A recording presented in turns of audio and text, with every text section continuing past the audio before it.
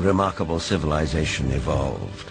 Its people were the Sumerians, who had an extraordinarily advanced culture.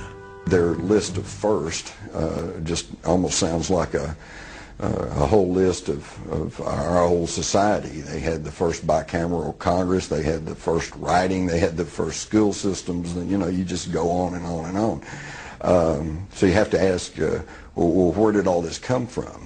And I think that you need to turn to the ancient Sumerians themselves and listen very carefully to what they have to say, because what they have to say, not just in one place, but over and over and over again, is that they were taught civilization by these beings that came from the heavens to the earth. And the pictorial evidence left behind by the Sumerians going back 6,000 years speak and depict people who came from another planet called Nibiru, and many of the depictions show them much bigger, at least by a third, perhaps more than the average human being, so they were giants. This Sumerian cylinder seal from a Berlin museum is astonishing for several reasons. First, it depicts our solar system with the sun at the center and the planets arrayed around it, a fact not known to European science till around 300 years ago. And amazingly, there's another planet, which the Sumerians called Nibiru, and believed that it was from where the Anunnaki, or celestial giants, came from. The ancient Sumerian text, just in a very broad overview, basically tell us that more than 400,000 years ago, that these Anunnaki came from space and landed on the earth in the Tigris-Euphrates Valley. They began to set up a colony that they called Eden.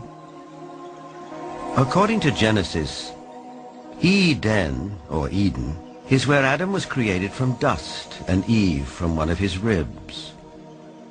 Others, however, have a more high-tech version of how human life began. In time, needing manpower, needing workers, jumped the gun on evolution using genetic engineering. And they produced a hybrid. Legend has it that when the Anunnaki came back after several thousand years to see how their genetic handiwork had turned out, they found the Earth females irresistibly attractive.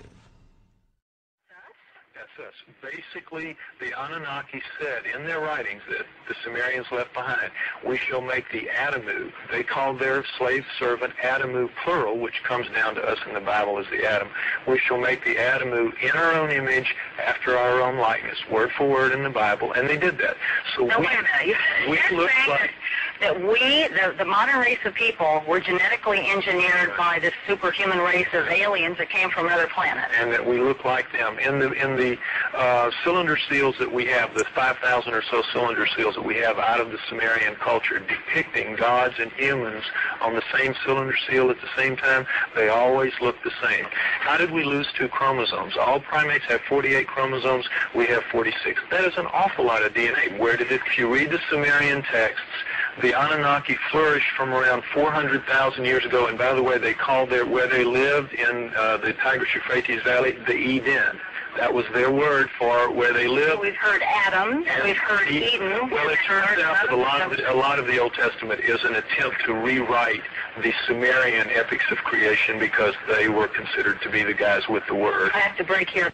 And these ancient cultures, they all have their stories of this interbreeding between a reptilian race, and it's not all reptilian, but this seems to be a predominant factor, and humans. In fact, the ancient emperors of China used to claim the right to be emperor because of their descendants from the serpent gods. Everywhere you find this reference in different phrases and names to the serpent gods. And out of here, the Sumer, Egypt, Babylon area, came some of the most significant bloodlines, which then moved up across the world to become the ruling, controlling families of today.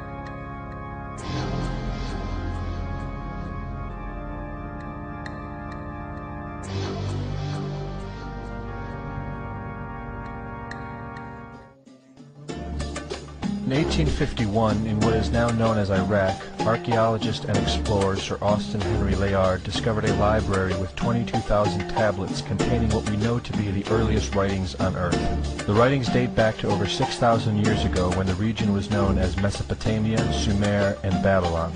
Amongst these vast writings is a story which mirrors the book of Genesis in the Bible. It tells a story of a great flood which reshaped the face of the planet Earth and all of her inhabitants. It tells a story of a tower built and the creation of the spoken word. In Japan, emperors claim descent from dragon gods who came from the sky. Australian Aborigines teach of a reptilian race which lives underneath the earth and governs over men. They believe they are descendants of a race of dragon humans. China teaches the serpent queen Nukua interbred with man. India calls these reptilian gods Nagas and claim they seeded their royal families. Throughout the Middle East, it is believed a serpent race created man. The book of Genesis tells of giants who came from the heavens to breed with the daughters of man. They are called the Nephilim. In Africa, they call them Chitauri, children of the serpent. The royal kings of Africa claim descent from serpent gods who came from the sky.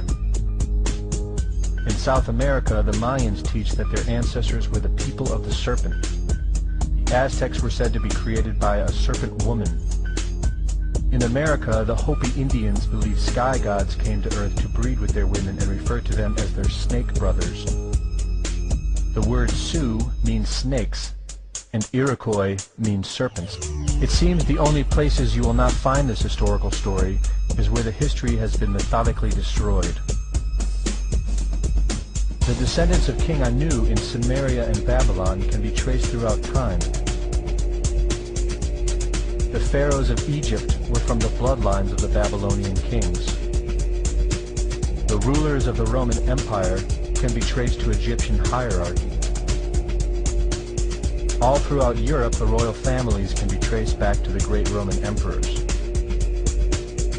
34 of the presidents of the United States are directly descended from European royalty, with the remaining 8 who are only closely related to these same bloodlines. In 1934, President Franklin Roosevelt placed the Great Seal, originally created in 1782 by the Freemasons, on the dollar bill. Represented in the Great Seal is a pyramid and the all-seeing eye, known to be used by the elusive society of the Illuminati. Strung together in conspiratorial confusion are secret societies such as the Illuminati, the Freemasons, and the Bohemian Club. In 1917, National Geographic did a story on a place in Montreal, California called Bohemian Grove.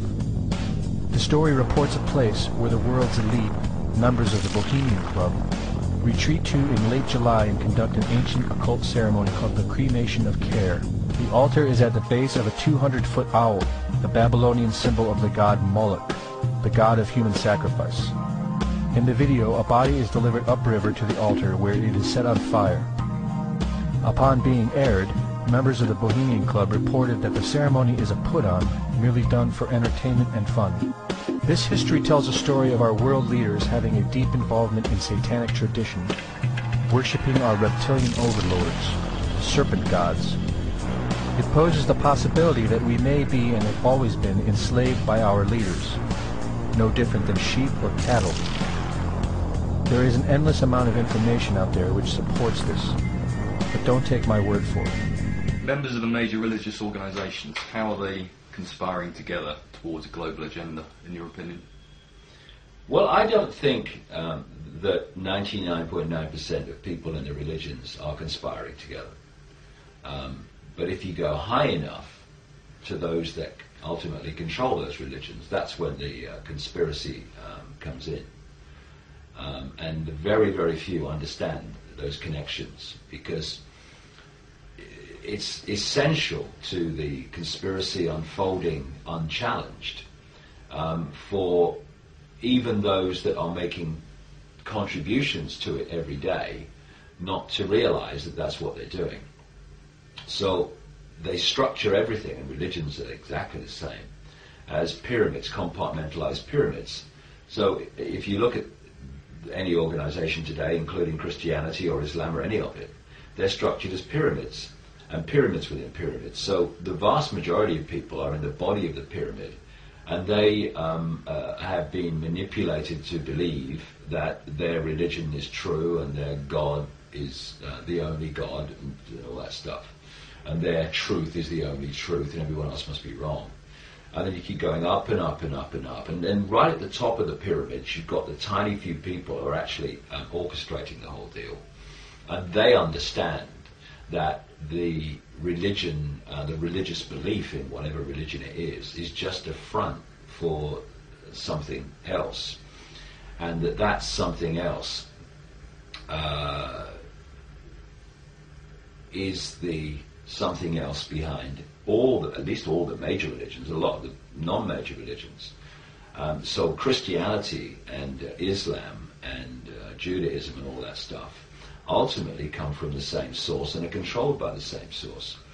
So if you go back to the ancient world and you pick up the sun god, moon goddess religion, which was predominant around the world, you would have Christians and Muslims and stuff that would reject the goddess, sun god religion. But actually their religions are just another version of it. They're just hidden behind different names and behind different structures, but behind it's the same thing.